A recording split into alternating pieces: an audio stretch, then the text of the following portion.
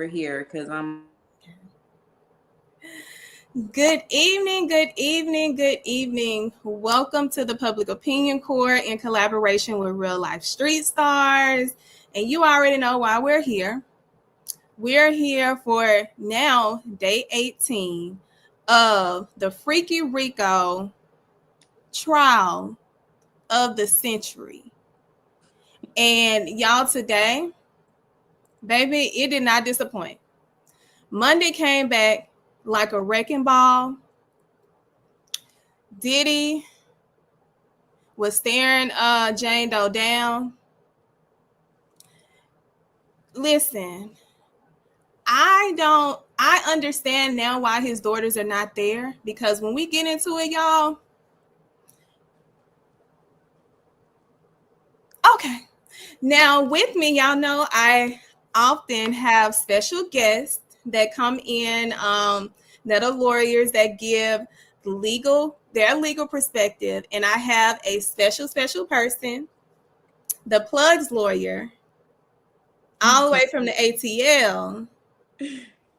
I'm going to let her introduce herself. Tell us about who she is, what areas of law, just give us the tea on her before we give y'all the tea on the Freaky Rico trial today.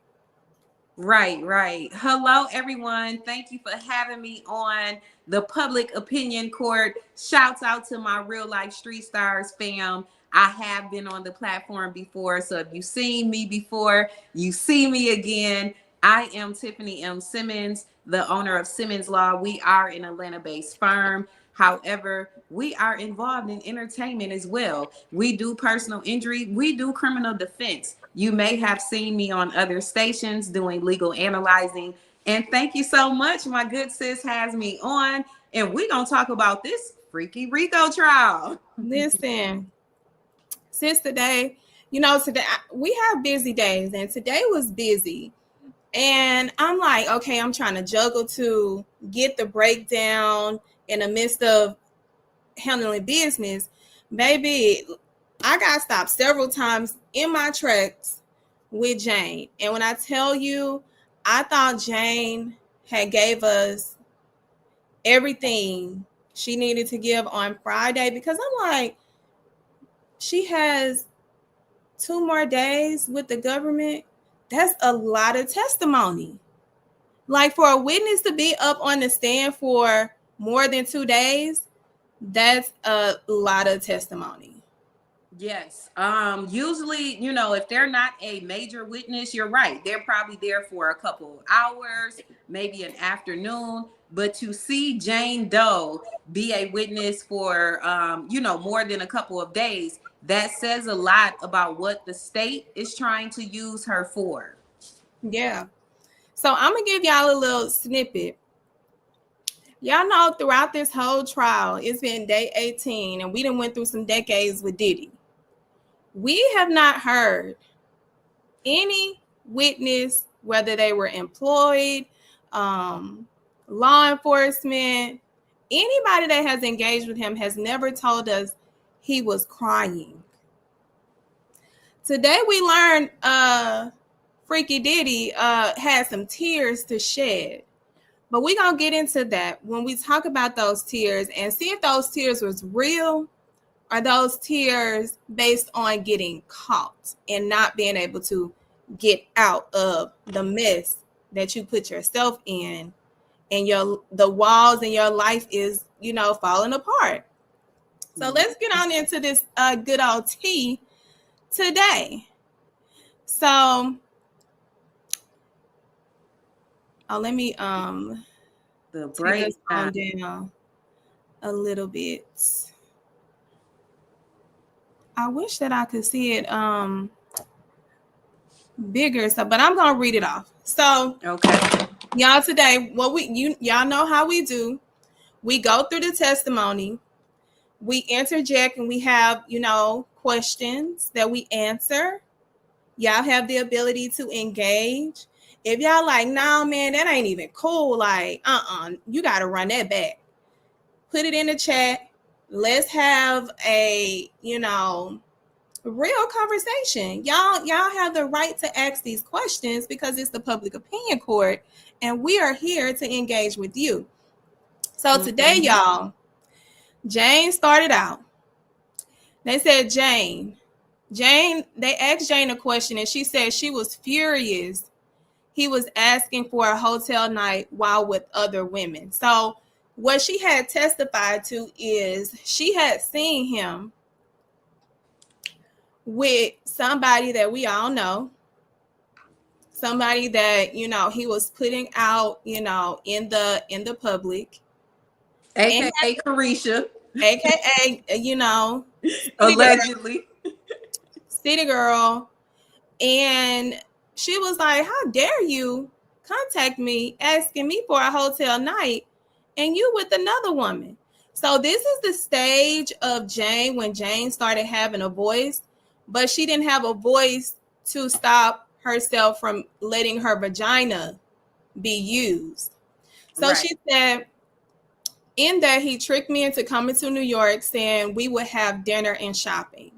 When I got on the plane, he told me we were getting an entertainer.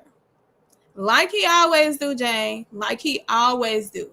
So she said she was disappointed and because that meant he was getting a new entertainer, not somebody that they was used to, y'all. He was bringing in a new one. And y'all know last week we talked about the stanky one and how she said he brought in that stanky one and she was like, we are not, no.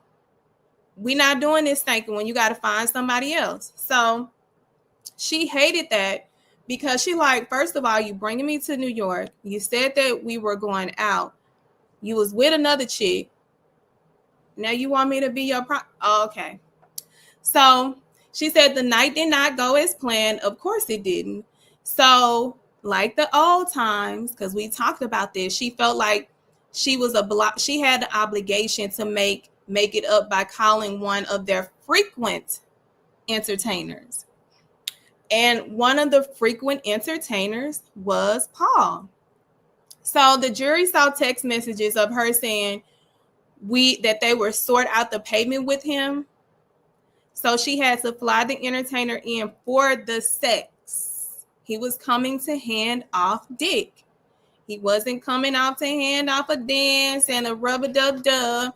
He was coming to hand off his pistol.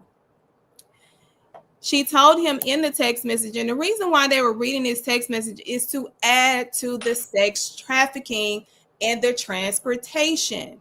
Yep, that's what I was just getting ready to say. They are trying to establish this sort of behavior so they can prove the trafficking, henceforth the Rico charges. Let me point out something real quick. Yes. One of the things that our esteemed elder Judge Mathis said, Judge Mathis had said, if this had been in my court, he would have been already convicted of domestic violence, etc., based on the Cassie testimony and what we've already seen.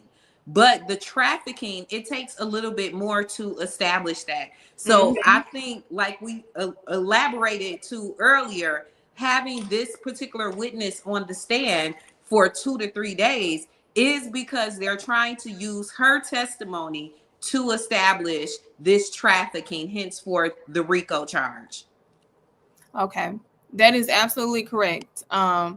And that's why some people feel like this is supposed to be going faster than it should. I'm like, y'all, if y'all have never tried a case, y'all don't understand how long cases can become and how exhausting and how much preparation you have to go into it and in your mind, in the midst of it, becomes numb.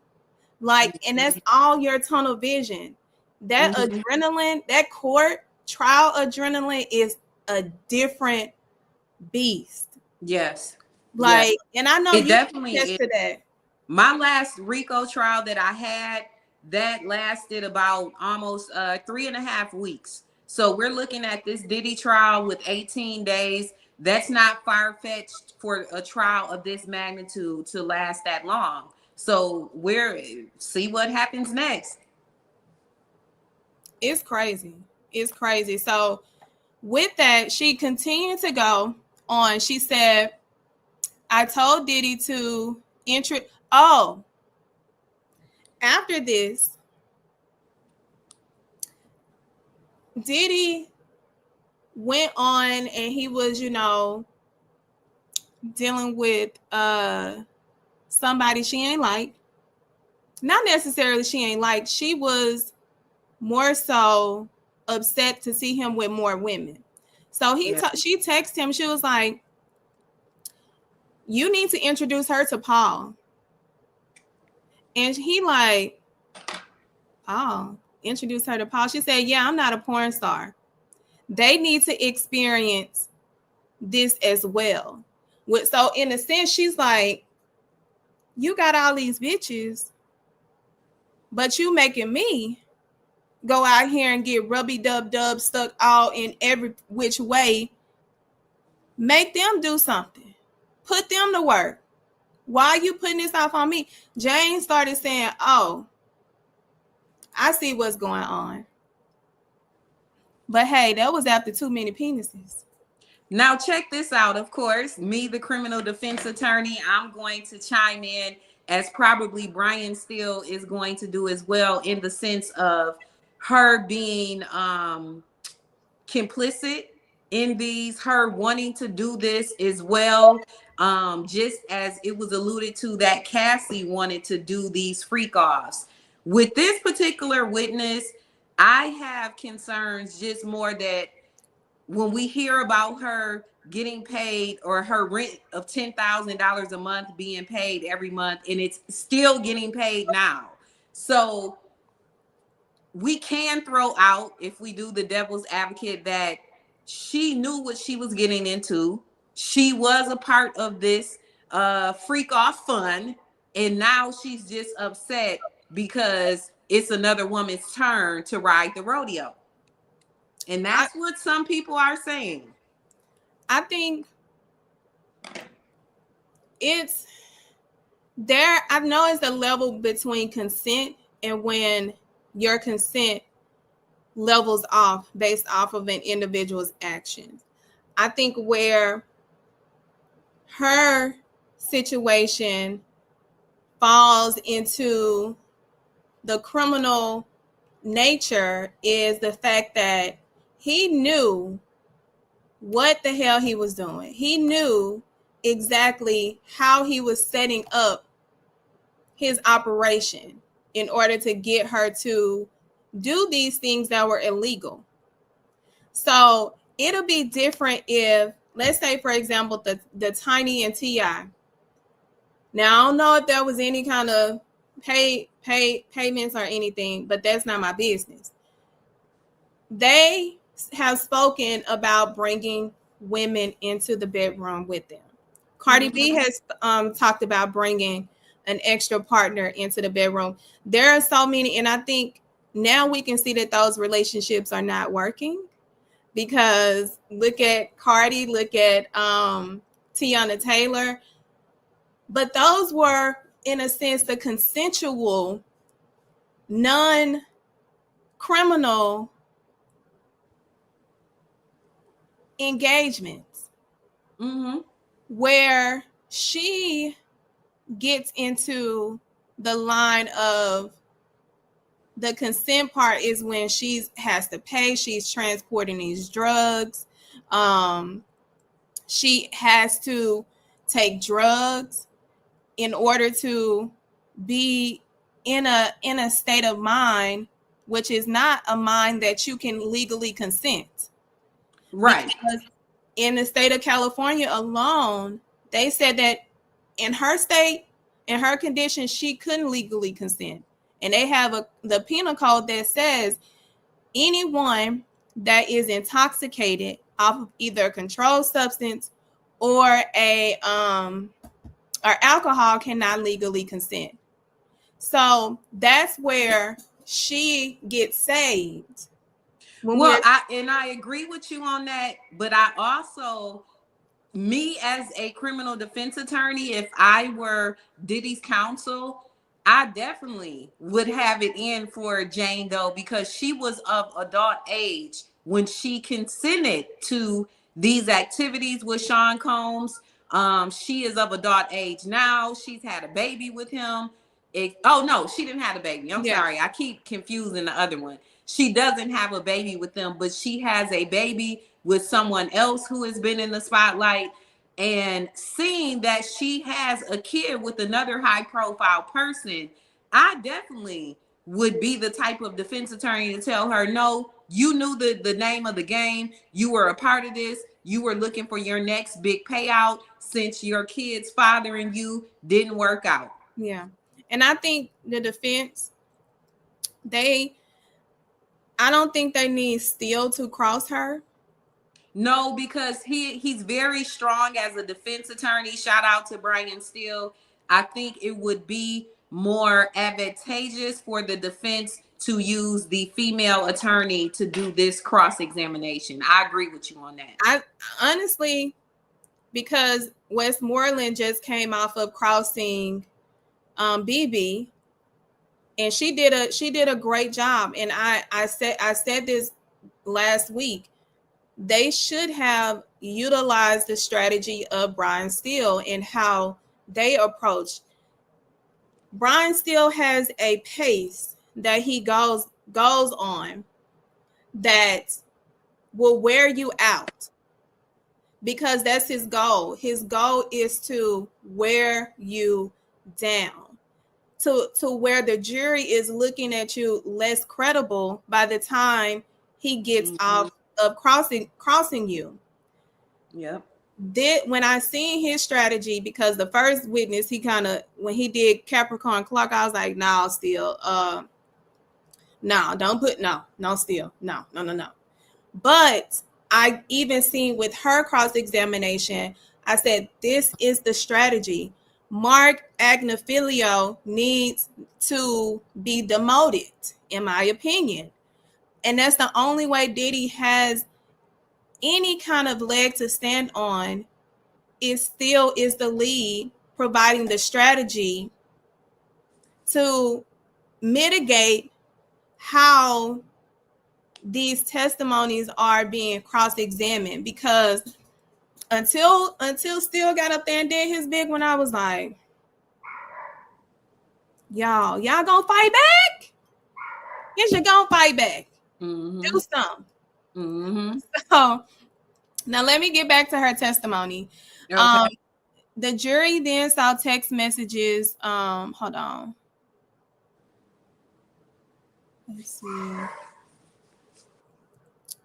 So after the one thing that they also added was that the entertainer, in the messages, they went back to it, that she told him that a cash envelope will be left at the front desk. Of course, he picked up that cash. He did his job. He got paid. He laid the pipe, and the pipe went to get his payment. Let's see.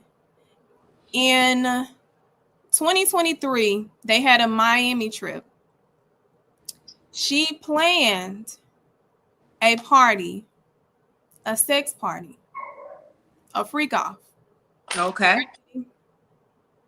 Booked the escorts, and he became upset. She had to go to the store. The security had to take her to get the materials for the freak off. Okay. This Negro gonna text her the baby oil, the Astroglide, all of every freaky thing that they needed. Right. He texts her, bitch, what's taking you so long? Oh, hold on. Who you calling a bitch? Sir? He said, I'm horny. Sir, I don't care. So she gets back, of course, they freak out. But one of the assistants was like, he should not have called you a bitch. As if that is a consolation. At this point, she's used to it. She's used to it, and she's become, like she said, she's become desensitized because of what she has had to become normal to she's had to normalize this. And I'm like, girl, like, and on that freak off, girl, she had to take 3, not 1, not 2, but 3. They had Rico. How strange is it that the one of their names was Rico? Wow. What Rico. a coincidence, but there's never really a coincidence. There are people in the chat, and of course, people have questions. So some of the people are asking, where is the Rico? Do we think that they have a case on Diddy? And some people are saying there's no penal code violation. Now, for the general public, there have been moments in this trial where I can agree with that statement. Where is the Rico, right? We just brought up Judge Mathis, his assessment on what he's seen thus far. So what's your thoughts on what we're seeing or what we just talked about? Do you still think that there is a case against Sean Combs? Girl, the case is closed. The case is closed, and the casket is ready for the funeral. They are preparing to print the programs. They are getting everyone assigned to their duties for the funeral. They are planning the colors, the outfits, the procession, who's going to carry the body, who's going to dress. That is exactly what's going on, because the one thing that Diddy did extremely wrong, he did not prepare for the worst. And I don't think he's being honest with his attorneys. And in that early stage, he's trying to fix these things when instead of allowing his lawyers to create the plan. Therefore, you are giving your attorneys a greater responsibility to have to work backwards than work forward. Okay, so let's break that down a little bit for the people in the back, because a lot of people, they only see the gossip part of this case. They only see the stuff that's salacious, the stuff that's making the blogs. But when you look at a trial, when you look at what has to be proved, according to the law, especially with the Rico trial, especially with the elements that has to be proved, do you feel at this moment everything is proved? Me personally, I feel as though the state has put on a good case from what I've seen. I do feel as though there is so much gossip or so much salacious material out that people are getting lost in the sauce of what the law is and what he could possibly be convicted of if he's or what he would be facing if he's convicted. It's not too many people that beat federal RICO cases. I'm not talking about state. We're talking about federal RICO cases. Hello. So I do, in my opinion, I believe that they have met the burden of RICO, hands down. And that's from the earlier witnesses and I know a lot of people, somebody in my fan base room argued me down about arson. I said, y'all, the federal government arson standard is different than the standard in state when we're talking about RICO. Yes. Circumstantial evidence can prove arson. I said, when you had the police officer who saw his vehicle and the license plate of his vehicle leaving Kid Cudi's home after the break-in, you have Cassie confirming the threat. You have Capricorn Clark, who was kidnapped in order to take over there and had to call in order to try to make sure that they didn't show up. And then his car get blown up. That is yes, it's circumstantial. That's what the code states. It can be. Then we have kidnapping. Mm-hmm. Capricorn Clark proved that twice. Like, who kidnapped somebody and hold them hostage for 5 days in order to take a lie detector test? Mm-hmm. And then for those in the back that may not know, like we said earlier, the text message threads. I often tell clients facing criminal defense charges, watch what you text. That is literally a Mm-hmm. walking transcript for, law enforcement to use against you. It Mm-hmm. doesn't matter if you try to delete it. It doesn't matter if you try to put it in the lost files or whatever. That can be used against you. And like we've said earlier, the conversation surrounding payment, picking up people, flying them in, etc., that lends towards the trafficking Yeah. part of the Rico charges. And to be more, like, to add to that, I think now their focus and why they have strategically placed Jane Doe in as a witness at this point is because now they are honging in on the sex trafficking and the transportation of prostitution, which is what she continued, to testify to today. And going back to her testimony, she says after he made her do a 3-for-1, on the second one she threw up. A 3-for-1. A 3-for-1. He had Anton, Rico, and Paul. And this is a note to the ladies. Like, ladies, it's not worth it. It's not worth it. Getting your rent paid, but you have to degrade yourself to a three It's for not. one. It's not worth it. They Getting your rent paid, but you cannot even be happy on your birthday, spending it with who you think you love, you with strangers and forced to have sex. It's not worth it. And even to the men that were a part of this, a part of the freak offs, it shouldn't have been worth it for them either. A couple $1,000s to lose your integrity, your dignity, all of those things, it ain't worth it. And with who, child, listen, that's why I went to school. But I see we have over 200 that is in the chat. Make sure you are liking. Yes. We are creating this, bomb as in, presentation for y'all, getting y'all, up to speed on this freaking Rico. Now, after she threw up, this man told her, good, you'll feel better. Yep. And then he brought in the last one. I said, you know what? Let me keep on reading, because me and Diddy would have been worse off than what Kim Porter did him.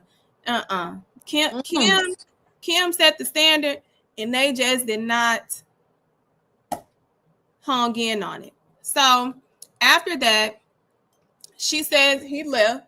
She sends him a message like, hey, can you send something to the hotel? This man didn't even respond.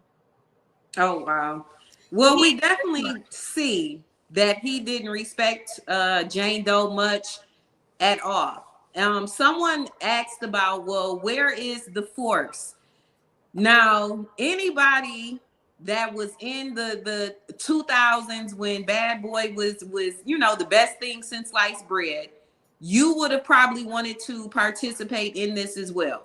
I ain't gonna lie, I might have wanted to go to a party. That's how popular Puffy and his whole thing was, how big he was. But I bring that up to say, force doesn't necessarily have to be him physically grabbing someone. Mm-hmm. If you're dating a billionaire that can pop up anywhere, in the case of Cassie, where he could pop up anywhere, if you're a billionaire that can say, I can end you at any moment, look at, Danity Kane, Aubrey O'Day never kept her foot off his neck. All of these examples of abuse of power, those who say the surface level thing of, oh, well, he didn't force them to. Come on now. Stop acting like it couldn't be you. You know what I'm saying? And then they go into the season of him asking her about recordings, because this is like right, after the tape. No, this is right before the tape. Not the tape, but the lawsuit. Because I believe Diddy started acting that way because he knew that lawsuit, that the man was out, that the man had been sent to his lawyers. He started having these aggressive moments in conversation with her to the point where she was like, nigga, who is you? Like, you not finna keep on disrespecting me. So let me go to that specifically. Okay. And are you referring to the messages where he starts to cry and all of the things? Oh no, that's later on. Okay. That's that was 2024. So here, what was I experiencing?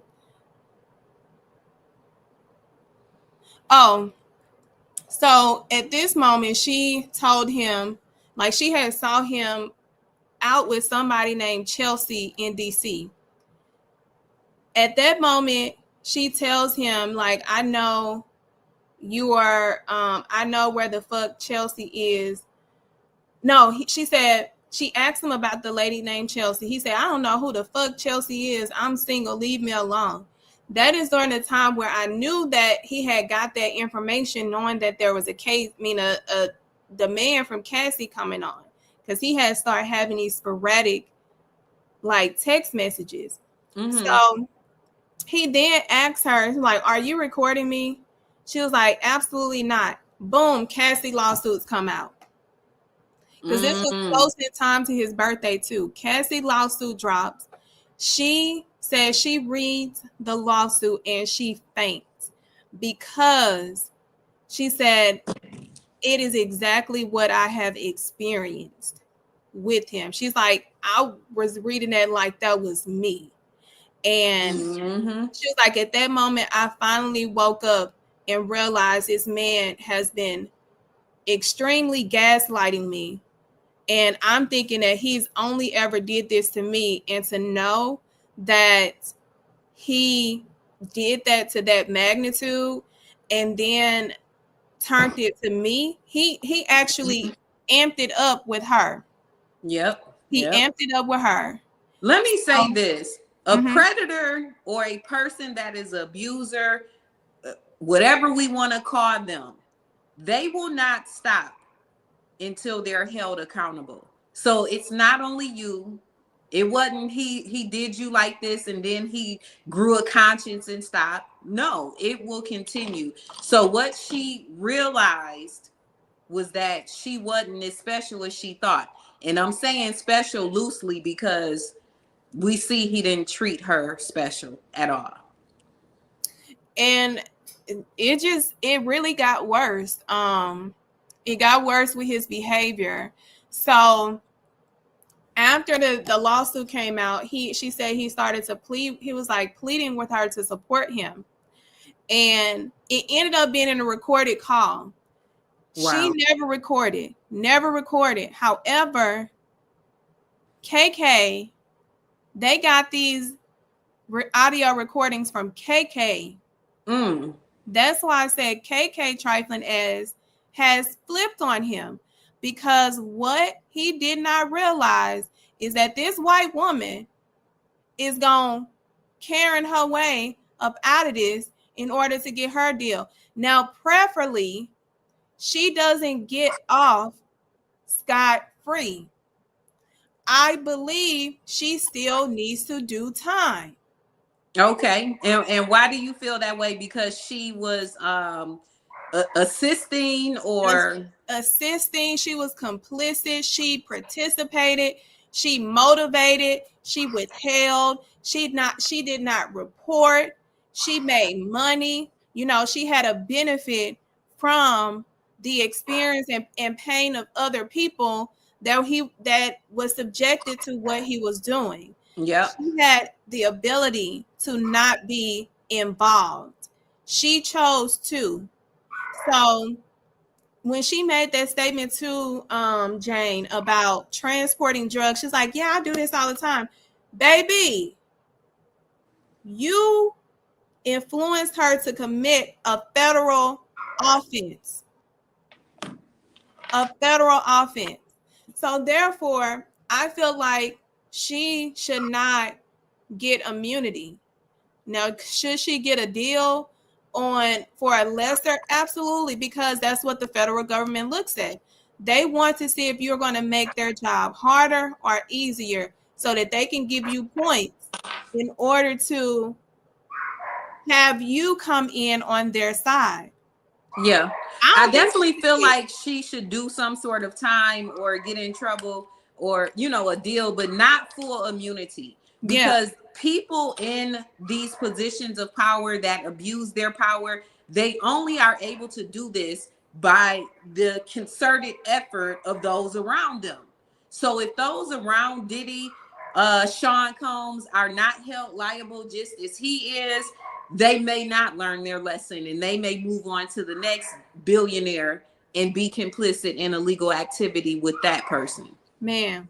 It gets even crazier, y'all. When I tell y'all the end is gonna blow y'all mind, it's like a movie that never ends with Diddy. So after that, when he's pleading for her support, and she finds out later on that KK was recording. He told me to call KK if I needed anything. When I talked about hotel nights, he cut me off. He was recording. She thought he was recording her, but it was really KK. So Jane said that Diddy was like, I need your friendship right now. You ain't got to worry about anything else. Of course. All of a sudden now you want to talk about not being financially supportive. Okay, cool. And she said, I knew that meant rent payments. I didn't see him. So after December, when they got into it, like, she really told him off. She was like, I am not your whore. I am not your prostitute. You are not going to continue to make my life a living hell and make it dark for me. And you don't even do the bare minimum. She was like, I have to work so hard in order to get an ounce of you when you're giving so freely to other women. So Mm-hmm. they had this whole back and forth. She Mm-hmm. didn't talk to him to it again until February. And in this break, y'all, she made a clean break. She made a clean break. While she was making a clean break, he was still trying to come and ask her personal questions. So before we get to February, he contacts her and asks her if she was dating. And she mentions to him, I became your side chick and a sex worker in my own relationship. So basically, why are you worried about what I'm doing? I'm single. Mm-hmm. So he asked her about Christmas. She told him she had an unproductive few years with him and would only provide for her child, like time and Christmas and those holidays for her child. Like, she was like, really like, but we know what we do. Well, we know we human. Mm-hmm. She said, I wasn't the same person. And he texts, you are never satisfied. You can't. And she said, well, you can't handle this pain. You telling me I'm not satisfied, but I'm never satisfied, but you can't handle the pain that you put onto me. So he's like, he asked her, well, how can we move on? I told him, no, not that part. So in that, when he asked how can they move on, he ended up accusing her of trying to set him up. She was like, I don't need to sue you. And this was, I believe her position was, yes, what you have made me do is not okay. However, I have to own where I allowed you to put me in these situations. Right. So that's the reason why she was like, she was not going to sue. So she and she told him that. But And he, that kind of goes back to what I said about, her being more of age. Cassie was 19, a little bit more groomed into that situation than Jane, Jane Doe. So I'm glad to hear her saying, I know I played a part in this situation, yeah.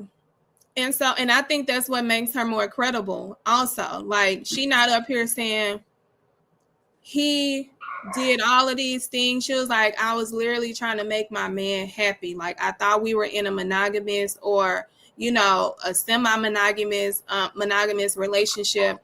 I did not know he was, out here really putting belt to ass on me and forcing me to become his sex worker in that way. Like, it didn't mean it what it meant to him was not the same that it meant to me. And I think that's what ultimately led her to understanding, like, hey, no. So she said that because he was paranoid, he told her that don't charge him for her resentment. And he wanted to tie up loose ends. So he asked her, was like, how much what do you want me to give you? And homegirl, I'm proud of her because she lowballed herself with that $10,000. Right, that ain't no money. Now, Girl, if you was already getting 10 racks a month for your rent, baby, you should have asked for something else. listen. So she says she hit him with the six figures, and she outlined her terms. And then she said he called her an opportunist and a liar. I'm like, motherfucker, you just asked me what would it take Right. to tie up loose ends of what you did. And then the motherfucker went on to threaten her and say he was going to release her sex tape to 50 Cent or to the baby daddy.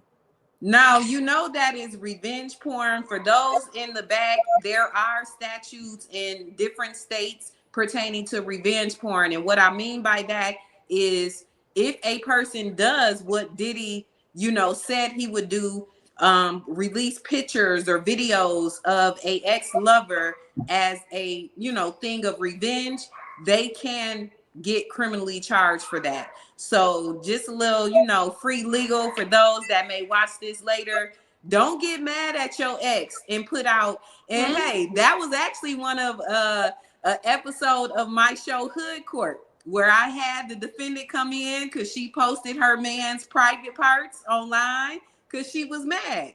But that in real life, that is revenge porn, and you can be charged. Yeah, you can be charged, and don't even threaten to do it, y'all. Don't even Exactly. threaten. Like, I had a case where this young man sent a semi-nude exposed picture of his ex's bottom to their family group chat.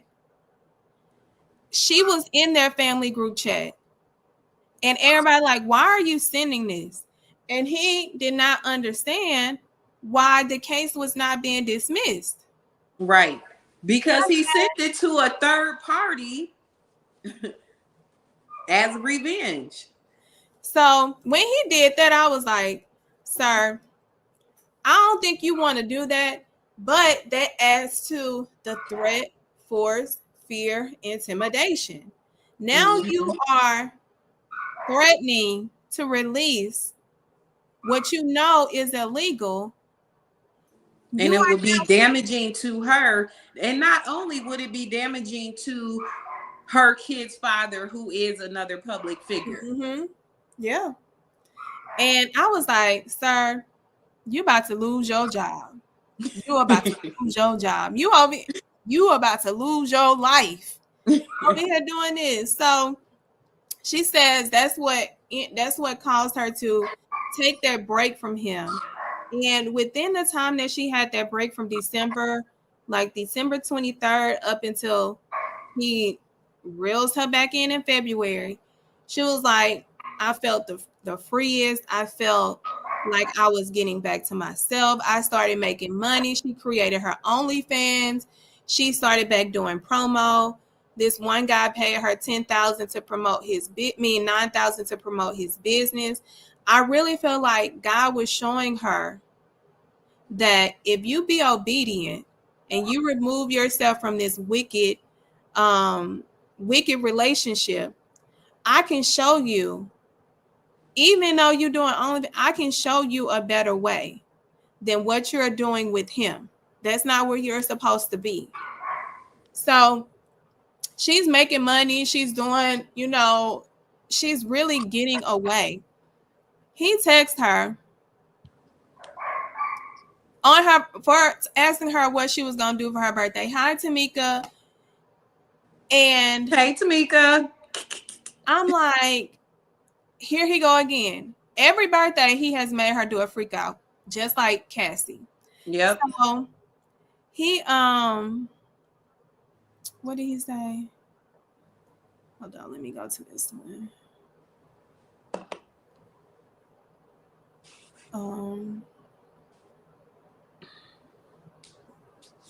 Now, you guys, it's a lot to break down. That's why my sis has these diagrams and pictures. Y'all, make sure you subscribe. Make sure you like. Make sure you tell a friend to tell a friend that you love the Lawyer Bays on the platform. No. I'm trying to make sure that I'm going to the right one. Okay. Yes. Tell a friend. Tell a friend. So you did what? Oh, I'm just gonna go off of my my notepad. So okay. Because it's up there. I'm just like so Diddy texts her in February, and he asked her, he was like, are you moving on? I had a dream about you and I miss you and wanted to know what you wanted to do for your birthday. Nigga. Now I'm smiling because, ladies, you know we all got them kind of texts from an ex that says, I dreamed about you, or my mama asked about you the other day. And what did she say? So she's still trying to stand on business. Okay. She said, I told him I was still traumatized from my last birthdays with him. He said, well, if you change your mind, I miss you. Stay happy. Love. That was the reeling back in. He said, she said, I told him I was being mature. I'm not ready to see him, but I saw him for my birthday anyway. Oh, wow. She just couldn't leave him alone. And I'm like, girl, sis, no. So she like, I saw him for my birthday and they went to Miami. I was nervous. He had the candles lit. He had the 5-course dinner. And had them folks ready for that freak off too. Because he gives me an ecstasy pill. And guess who comes over? Anton. Anton comes over, gives her the pistol. They was like, how you let this slip back? She was like, I was high.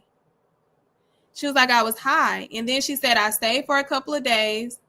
Then I flew back to LA and we were back together. I'm like, damn, sis.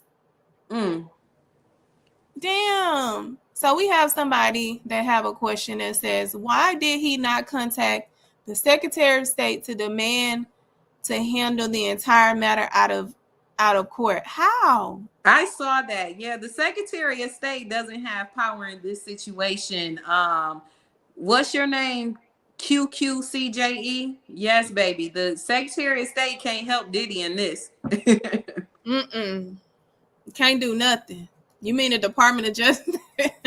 Can't do a thing. Right. The Secretary of State is for business entities. That has nothing to do with the criminal justice process. And it definitely doesn't have anything to do with the defendant that is defending himself. But I'm glad you put that up there, because there are a lot of layers to the justice system, aka the justice business, that people just don't know. They're not aware. Just like as we saw in, the YSL case. So many people didn't know that that was a state Rico case and not a federal case. So I'm glad that we even answered that question for the people out there. Yeah.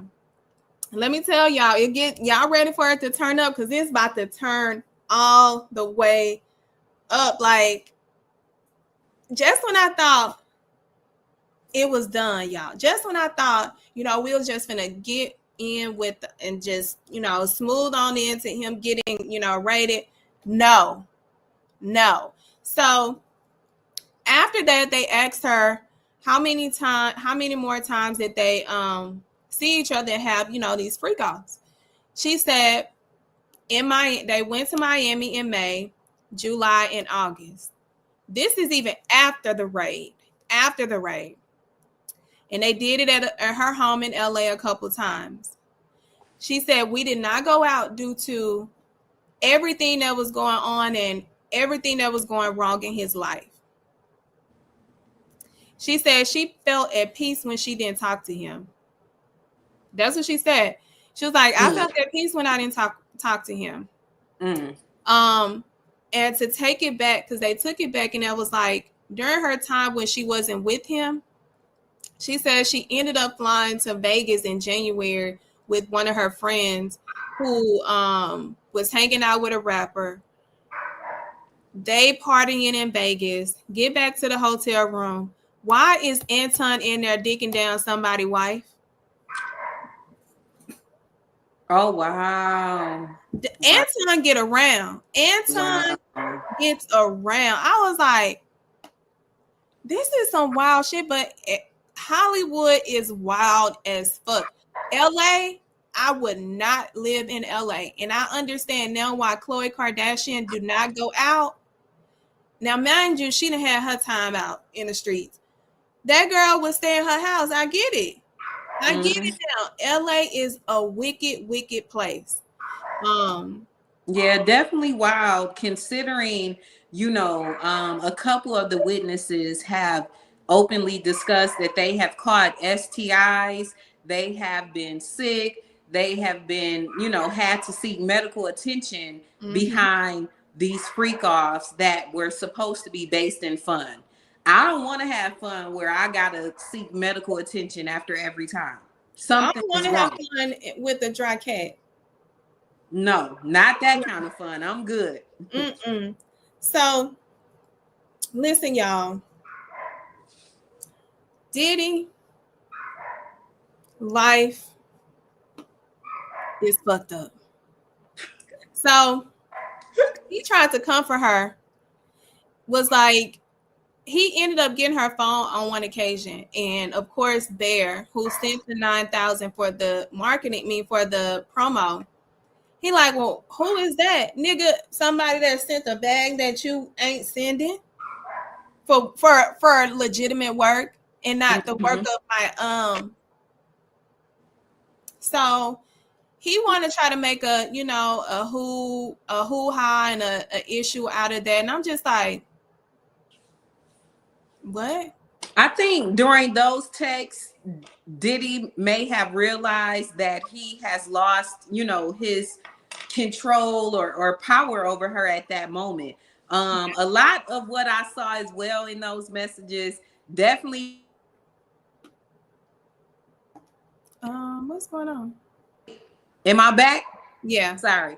Definitely was a lot of textbook, cheater. Textbook, no good man. Seriously, from the gaslighting her to the check-ins, around her birthday, he knew how much he could go with her. He knew how far he can go, I would say. So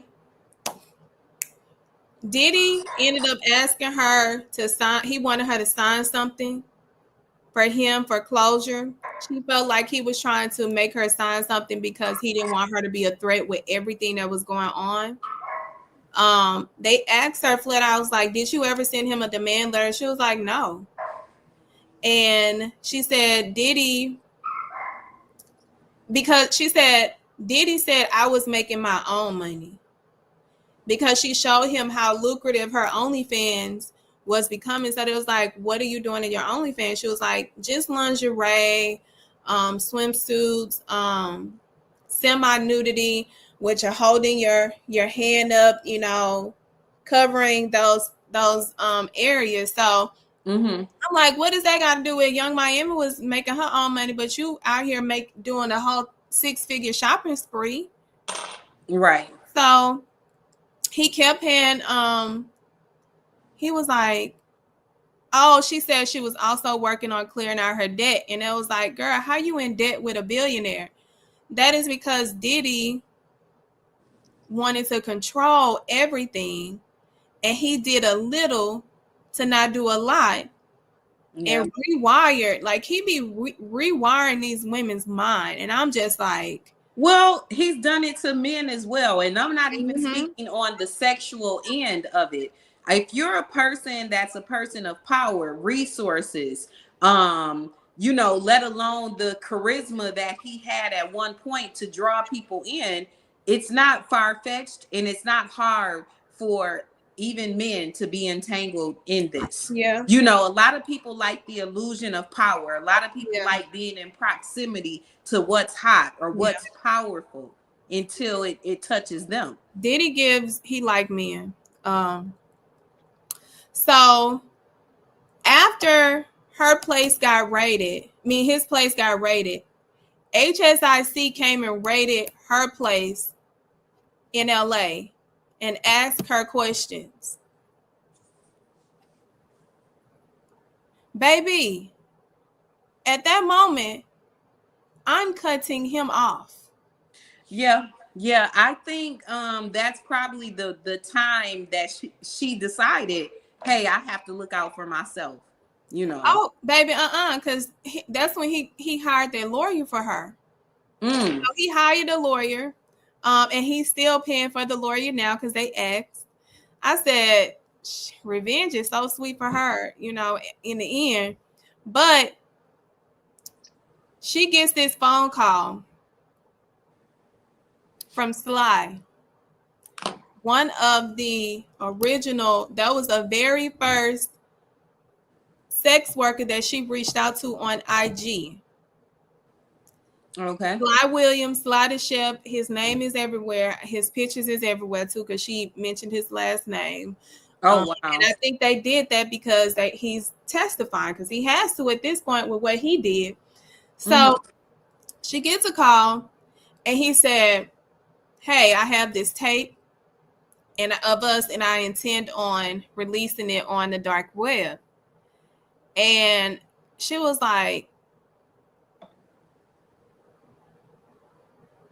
he said Diddy picked up his phone and recorded it, so it was in his phone, but he was going to sell it on the dark web. And she was like, well, how much you want for it? This is at the peak of everything falling apart. And he says 10K. She calls Diddy and says, Diddy, Sly is trying to extort me. She said Diddy started crying.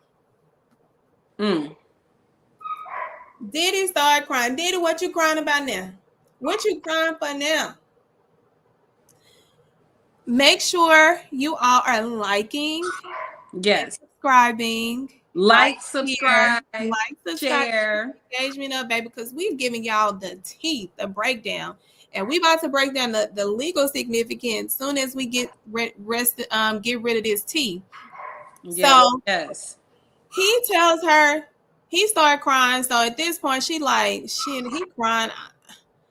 I need a real man. Like, he over here crying like he ain't do it. So she calls Sly back and tells Sly, like, you know that's extortion. I'm not finna give you no money.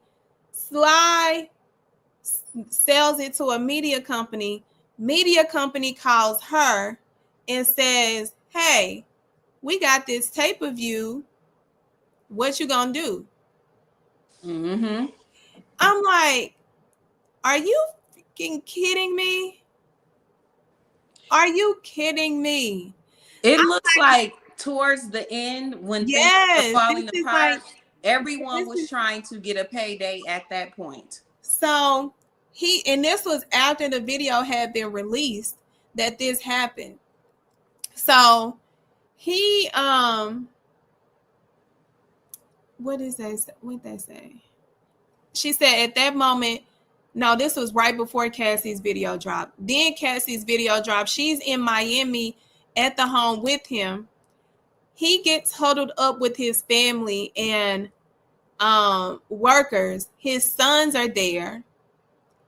They are trying to come up with the statement to release about the tape. He then tells her that Cassie also hit him that day. And he's like, Cassie is a hitter. She fights. This was the only time we ever had an incident like this. Mm-hmm. So he is drafting the letter, the statement, which he should not have done that. Drafting the statement, sends it over. No, he asked her to review it. She reviews it.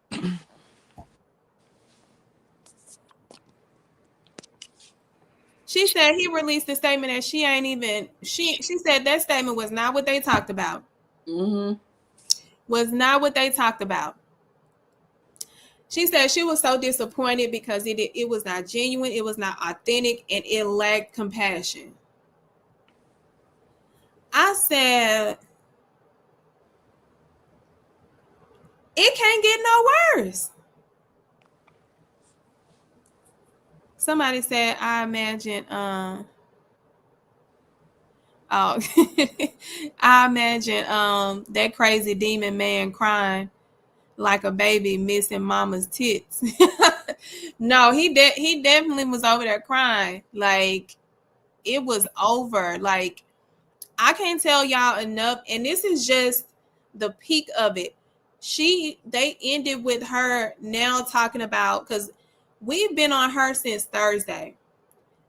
We are going on Tuesday and they're just now getting into the physical abuse.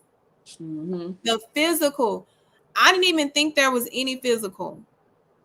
Baby, So it is going to be physical abuse that is brought up that Sean Combs allegedly did to the Jane Doe.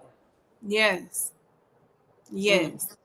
And that's going to be tomorrow.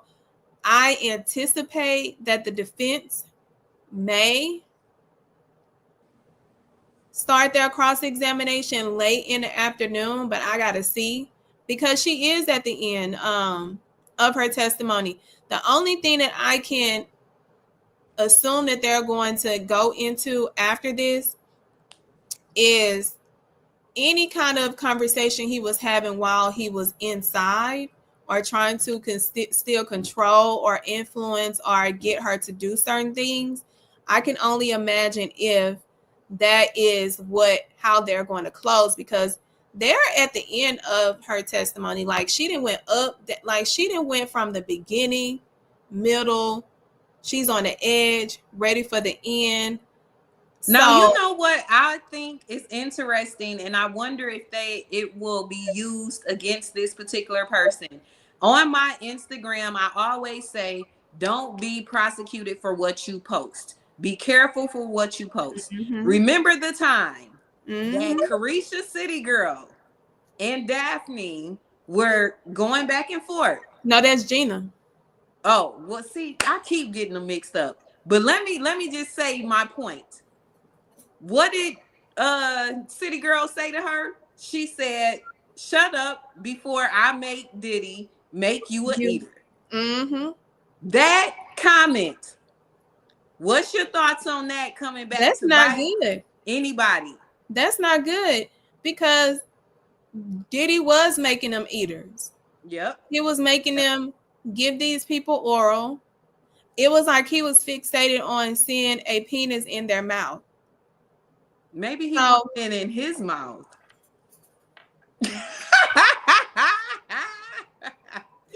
I feel like Diddy has some male interactions. And I think if he is found guilty, he's going to be just fine. He's not going to be lonely. He won't be.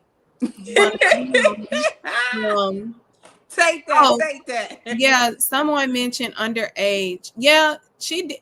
So y'all, listen tomorrow, because Tiff gonna be back for tomorrow. Listen, we got more. We have more. However, we got to save it for tomorrow. Because we want y'all to come back because tell them come back tomorrow. Yes. We got a lot more to talk about and to share and to break down. And then until tomorrow, tell them to watch Street Legal South episode 6. So listen, y'all.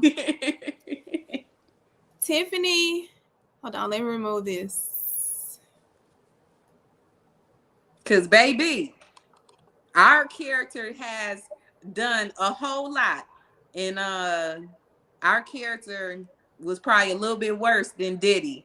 But if you check out episode 6 of Street Legal South, the latest drama that is better than Law and Order, and I am one of the main cast members. Shout out to Street Legal South, y'all. Check it out on Vimeo as well as Tubi. We are #1 most popular on Tubi, so I would appreciate everyone checking the show out. If you look at episode 6, it actually is similar to what we're seeing lay out with the Diddy case. So check it out and let us know how you feel about the entertainment that sometimes reflects life. And listen, let me add a little clip. We all know it. So what? You're not getting as many cases as the rest of us. Ever since I was 5 years old, I wanted to see my name in the headlines. I want my Johnny Cochran case. Where's my damn OJ? I'm a pit bull in that courtroom, and I want my flowers too. Okay, Pitbull, and you'll get it. All right? But be careful what you wish for. I've seen the headlines. Some of these high-profile cases aren't all they're cracked up to be. And that's why y'all need to tune in. Because listen, it is a great series.